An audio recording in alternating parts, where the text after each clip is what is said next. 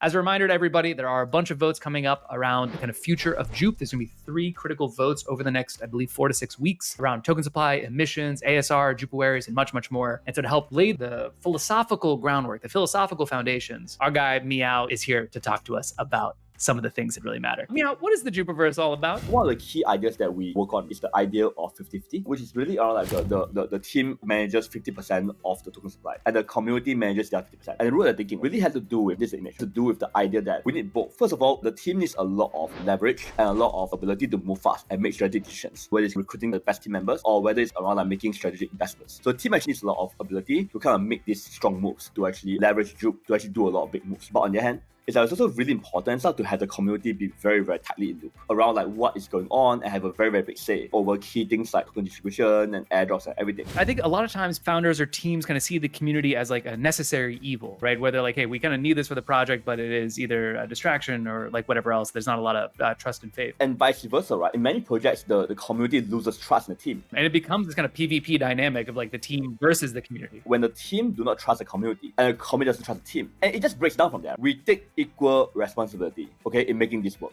Because if it works, it's going to be good for us, good for you, good for the world, good for crypto, good for everyone. So that's 50-50. I think it is a more radical idea than you're maybe like positioning it as, because it is not the way that I think most projects or most communities kind of like approach things, right? Either the communities want to just be like in the backseat and let the team drive and do all the value creation while they just kind of sit along passively, or the team just wants to kind of like dump and be like, let's exit to the community.